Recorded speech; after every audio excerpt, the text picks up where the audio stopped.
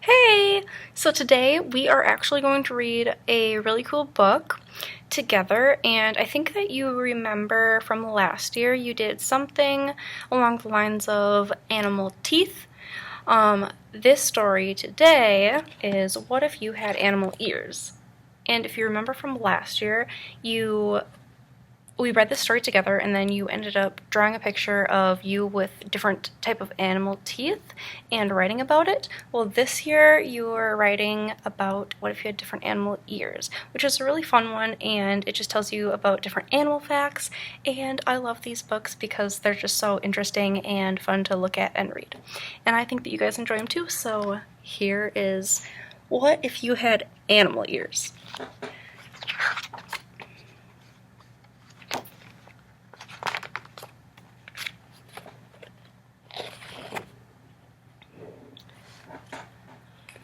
What if, one day, when you woke up, the ears on your head weren't yours? What if, overnight, a wild animal's ears took their place? Jackrabbit. A jackrabbit's ears are extra long and full of blood vessels. They're perfect for giving off body heat, so the jackrabbit stays cool on hot days. Fact: a jackrabbit's big ears are super sound scoops. It can hear sneaky predators like coyotes or foxes in time to hop away fast. And here's a little picture of a jackrabbit in the snow hopping away.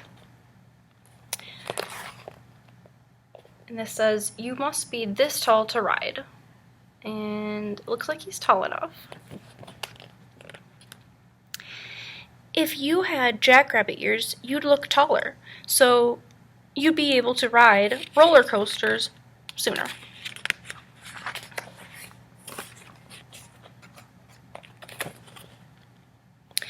Tasmanian devil.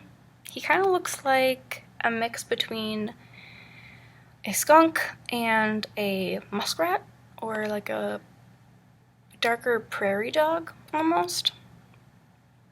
A Tasmanian devil's normally pale pink ears blush red when it's upset or excited, like when it's fighting other devils for food, or when a predator like an owl flies close. So if you can imagine your ears turning a different color when you're angry or upset, you'd kind of give it away if your ears turn that color. Weird. Fact: a Tasmanian devil's keen hearing can detect sounds as much as half a mile away.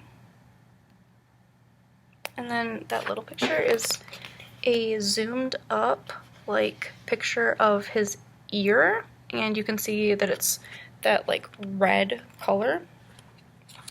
And this page we've got a girl with those ears, and she can hear the girls in the back telling probably a secret about her, and yikes, she knows what they're saying. So it says, if you had Tasmanian devil ears, you'd never miss a secret, but your ears would always give away if what you heard upset you. So they must be turning red.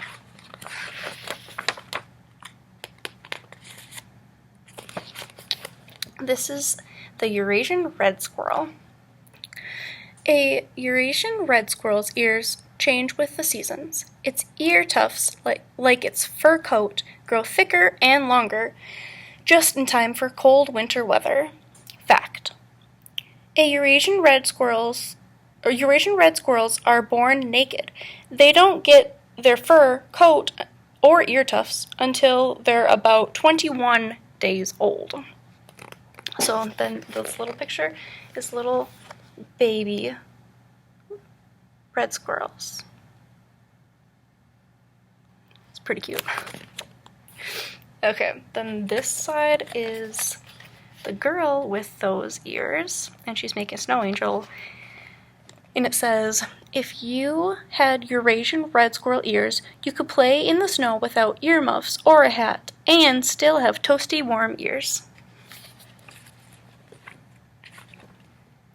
Koala. A koala's big round ears are completely covered with fuzzy, oily hair.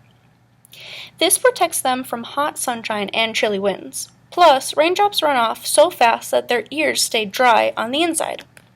Fact.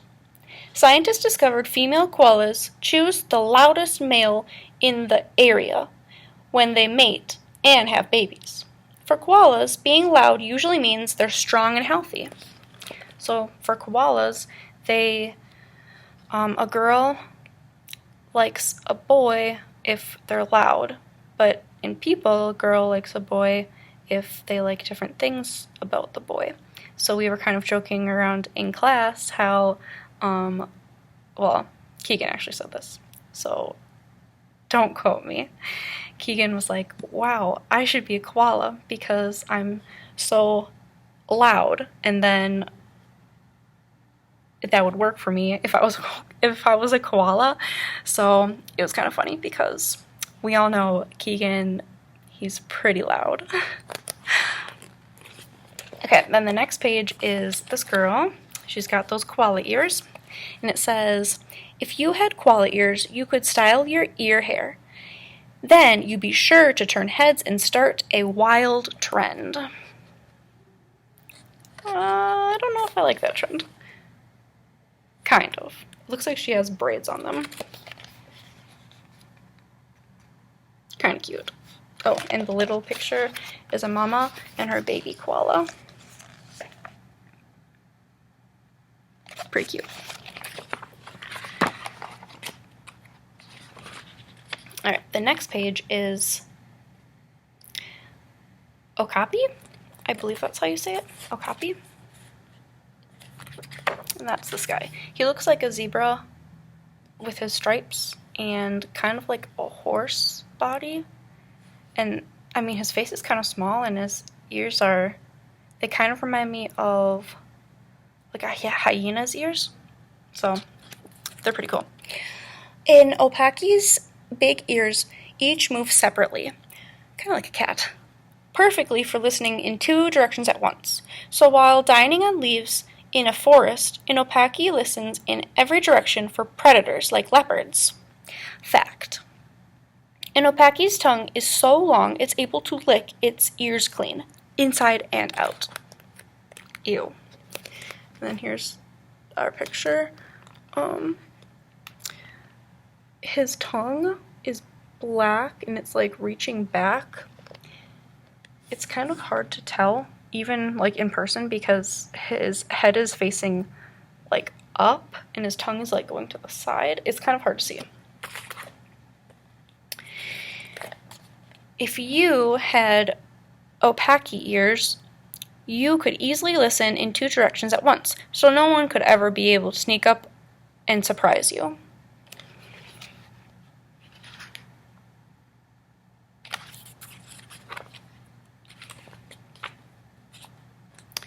Townsend's big-eared bat.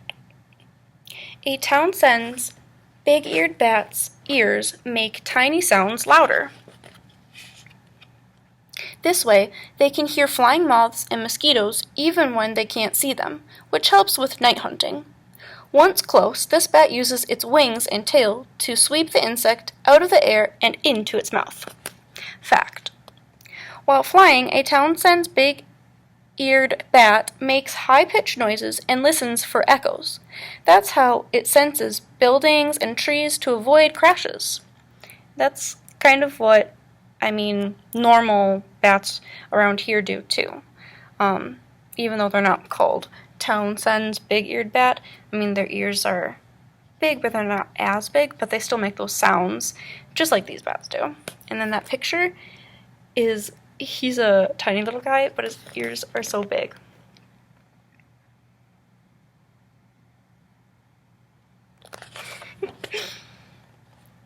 If you had Townsend's big-eared bat ears, you'd never need insect repellent. You'd hear mosquitoes in time to catch them or swat them away.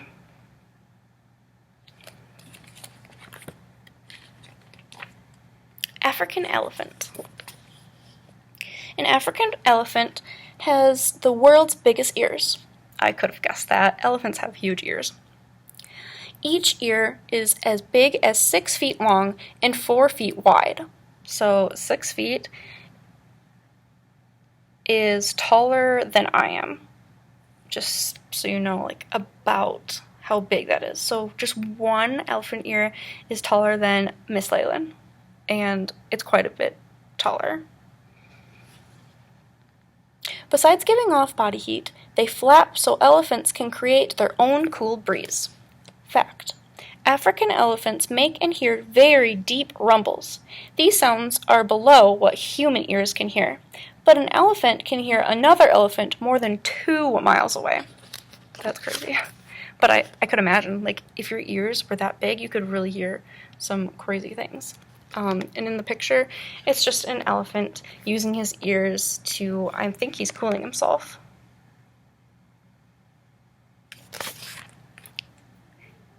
If you had elephant ears, you'd never need a windy day to launch a kite. You could just flap your ears.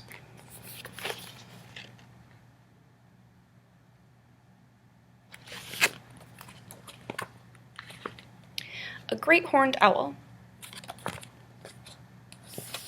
A great horned owl's outer ears are just holes surrounded by feathers. The right opening is slightly higher than the left. That little difference is enough for sounds to reach one ear first, and that lets the owl home. Oh, I see. Home in. It means that they're aware of it. And that lets the owl home in on fast food like mice and rabbits. So, meaning their ear picks up the sound, and then even though they're up above, they're able to home in, meaning they're able to focus on that little creature on the ground because of the sounds that they hear. Fact: What look like ears are just tufts of feathers, but may silently show feelings. Lowered when upset and raised when checking something out.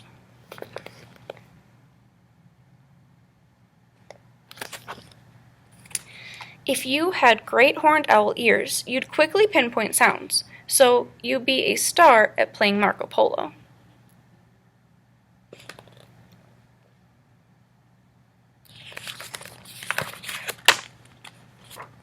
Ooh, this one's interesting. This is a Philippine Interesting. A Philippine tarsier? Philippine tarsier? I've actually never heard of this animal. I think I've seen it before. A Philippine tarsier. A Philippine tarsier's ears hear high-pitched sounds, ones way too high for humans and most other animals. And they can make super high-pitched squeaks too. Just like code, tarsiers use these sounds to talk to each other without attracting hunters like owls. Weird. Fact: A Philippine tarsier's paper-thin ears are nearly always moving. They're searching for sounds that will let them find insect meals like termites and crickets. And here's a zoomed-in picture of his ear. It's not very big, but it looks like it has a really big, like, cup shape, so it can trap the noise and go into his eardrum so that he can hear those sounds. If you had Philippine tarsier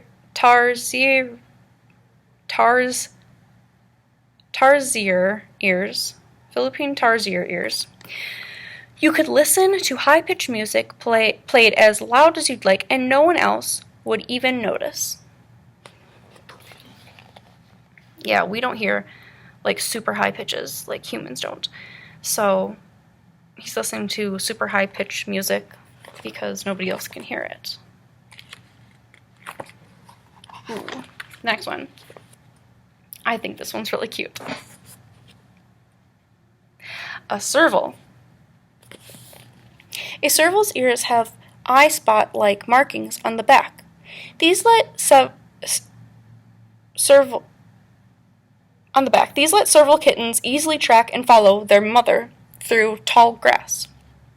And keen hearing lets the serval know just where to pounce to catch a mouse.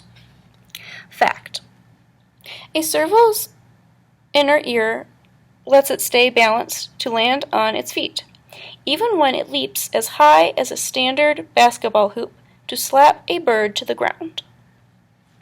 That reminds me of like a regular house cat, because they're always, well, mine's always leaping all over the place.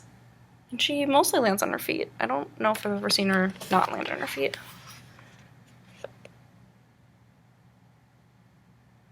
Although she did one time roll over in her dream and then she fell. I don't know if that counts. Okay. If you had serval ears, you would be so easy to spot. You'd lead every class trip. And even if you jumped high to peek over a wall, you'd always land back on your feet.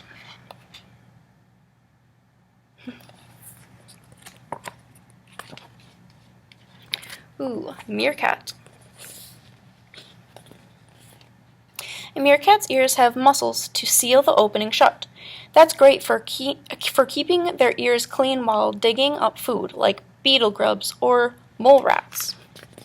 Fact: meerkats bark different alarm calls for predators on the ground and in the air. Hearing the ground alarm sends meerkats running. The other makes them freeze, so they're harder to spot from above. There's a little group of them.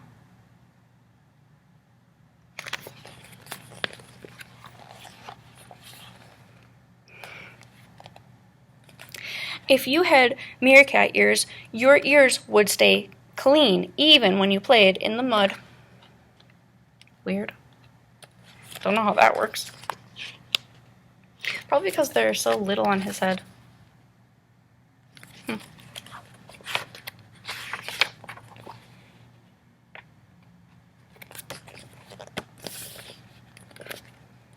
Wild animal ears could be fun for a while, but you don't need your ears to cool off or stir up a breeze, and you never use your ears to find your dinner. No, you don't. Or stand out in a crowd. So, if you could keep wild animal ears for more than a day, which kind would be right for you?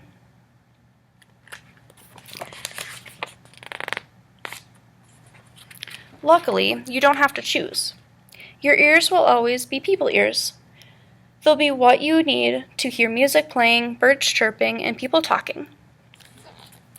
Plus, they'll be just what you need to hold back your hair or prop up your glasses.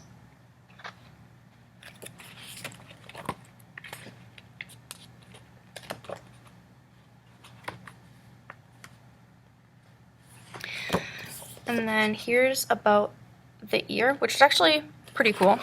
It says, what's special about your ears? Your ears work with your brain to help you hear. Your outer ears catch sounds. Sounds are really waves of moving air. Once inside your ear, the air bumps into the eardrum. Each bump pushes the 3 tiny bones in the middle ear, and that pushes past to the fluid-filled part of the inner ear, making cells send signals to the brain. Almost at once, the brain checks out the signals and you hear a sound. That's so weird that every time you hear a sound, like right now, your bone on the inner part is moving and the fluid inside your ear that you can't feel, it's passing through, and the little tiny hairs in your ear, they create those sound waves and push through. So that's so weird to think that every time that you hear a sound, it just keeps going. Okay, anyway. The 3 bones of the middle ear are the tiniest bones in your body. Your ears also work with your brain to give you a sense of balance. That is true. Which is, interesting because some people, if their ears get filled with fluid, their balance is off. So sometimes your balance is off when you have a serious ear infection because it's filled with fluid. Even though your ear has fluid in it, it's filled with more fluid and causes irritation to your eardrum. Okay, so your sense of balance is off. Your inner ear has fluid-filled loops. Move your head and the fluid inside the loops slosh. Then the liquid slops against cells that send signals to your brain. Almost at once, the brain checks out those signals, and you sense your body is moving. If you stop super quick, the liquid may keep sloshing, and you may feel like you're still moving. That sometimes happens, especially if I can think of an airplane, like when your ears pop, like all that fluid stuck back there. Keep your ears healthy. Your ears need special care. Here are some tips of taking care of your ears. Don't play music, movies, or games too loud. So, you can still do it, just not too loud. Wear something to guard your hearing in really noisy places, like motorsport events. Wear a helmet anytime you could hit your head, like when you're riding your bike, rollerblading, or skiing. And you should probably wear a helmet to protect your brain too. Never poke anything into your ears. Only a doctor should treat an ear problem.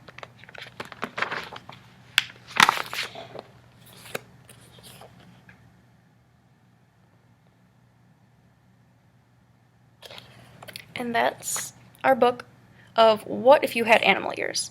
So even though it was a long one, it gave us lots of cool facts, and you can choose any animal that you want for your writing when you write about what type of animal ears that you would have. It doesn't have to be something in the book. You can, choose a dog, whatever it may be. I think I would choose a cat because I like the way cats' ears move, so that's one of my reasons.